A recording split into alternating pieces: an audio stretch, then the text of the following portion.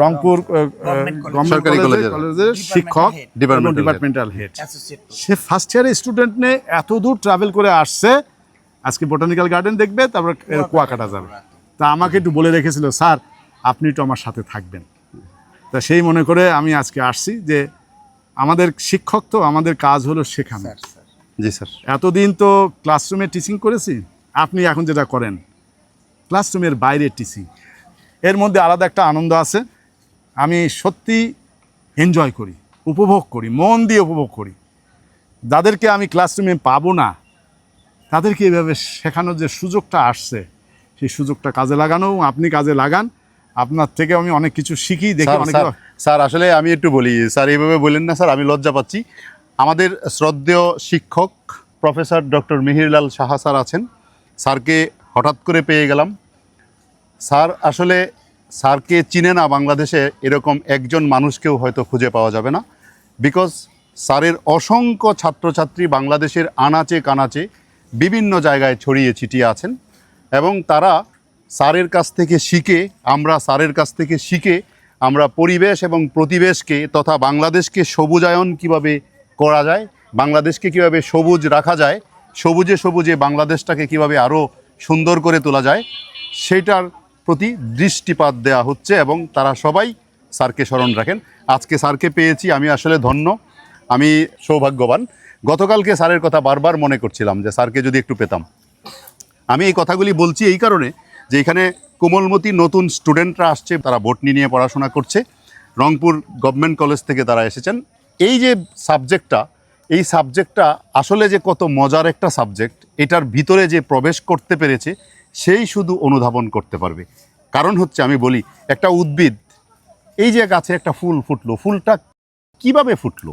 এই ফুলটা সকালবেলায় ফুটে গেল, আবার বিকালে ঝরে পড়ে গেল, ফুল থেকে যে পারফিউমের মতো যে একটা চমৎকার স্মেল বের হয়ে যাচ্ছে রাস্তা দিয়ে হেঁটে যাওয়ার সময়, এই যে করপটিয়া গোয়েন্সিস, এটার যে ফ্লেভারটা আমি পাচ্ছি রাস্তা দিয়ে হেঁটে যাওয়ার সময়, এই যে একটা পুলক অনুভব করা, পুলকিত হওয়া, এইখানেই পার্থক্যটা কীরকম।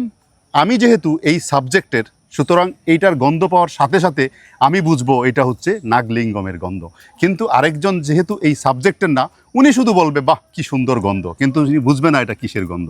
পার্থক্যটা এখানে, এবং মজাটা এখানে, আনন্দটাও ঠিক এইখানেই। নিশ্চয়ই স্যার ভালো জানবেন। Sir please. আসলে কাউকে না কাউকে, একটু আগে যেটা বলছিলাম যে অলিম্পিক মশালটা হাতে নিতে হয়, আমি সেই হিসাবে আমার আগের থেকেই আজহারুল ইসলাম সাহেবকে সেটা দেখেছি। আমি বেসিক্যালি মাইক্রোবায়োলজির শিক্ষক।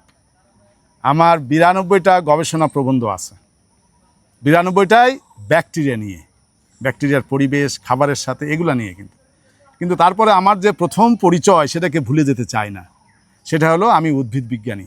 আমার সার্টিফিকেটটা মাস্টার্স ইন বটানি, সেটাকে ধারণ করি। এবং সেই ধারণটা বটানি পছন্দ করতাম বা পছন্দ করে পড়েছি তা কিন্তু নয়, আমি আবার তখনও বলেছিলাম। কিন্তু তারপরে ভালোবেসেছি।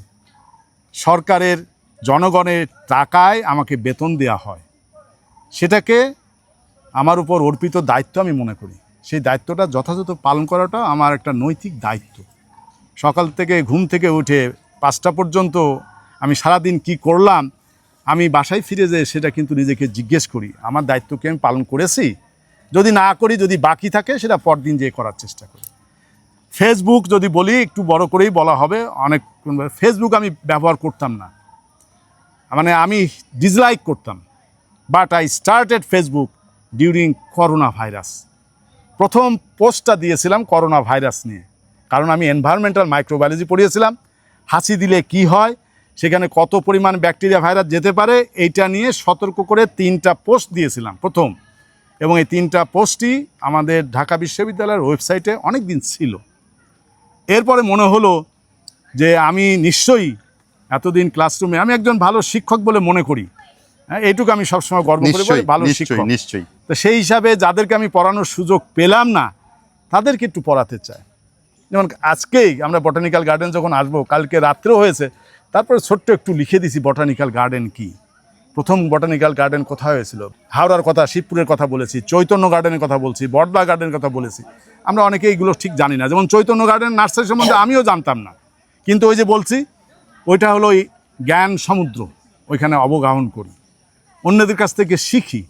আমি আজহার সাহেবের কাছ থেকে অনেক কিছু শিখেছি। আজকে সৌভাগ্যক্রমে দুজনে একসাথে হয়েছি। স্যার আপনি এইভাবে আর একজন করেন, আমি তাকেও স্মরণ করি, রহিম সাহেব, জাহাঙ্গীরনগর ইউনিভার্সিটির রহিম ভাই, হ্যাঁ। আমরা তিনজন মোটামুটি আমরা চেষ্টা করি বটানিকে পপুলারাইজ করা। একই সাথে উনি যেটা বলেছেন, পরিবেশ এবং প্রতিবেশ আমাদের দায়িত্ব। সুতরাং আমরা পরবর্তী প্রজন্মের জন্য কি রেখে যাব, সে দায়িত্ব কিন্তু আমাদের। সুকান্তের কথা কিন্তু লেখা আছে যে আমরা ছেড়ে দেবো, কিন্তু কাদের জন্য কি রেখে গেলাম সে দায়িত্ব কিন্তু আমাদের। আমি সব ধ্বংস করে গেলাম, পরের কথা চিন্তা করলাম না, তাহলে আমি হিউম্যান বিং না। আমার ভিতরে মানুষের যে জিনটা, আমি যেটা বলি মনুষ্যত্বের জিনটা আমি খালি খুঁজে বেড়াই, কোথায় মনুষ্যত্বের জিনটা আছে। আমি কালকেও লিখেছি কাঠগোলাপ লিখতে, যে সব অমানুষগুলা যদি কাঠগোলাপের মতো মানুষ হতো তাহলে পৃথিবীটা অনেক ভালো থাকে। অনেক অনেক ধন্যবাদ, ভালো থাকেন। আপনার মানে সাথে- নাইস মিটিং ইউ। হ্যাঁ, Thank you, sir. খুব ভালো Thank লাগলো। you, sir. Thank এবং you, sir. এই তিনজনের একটা একটু ছবি তুলো।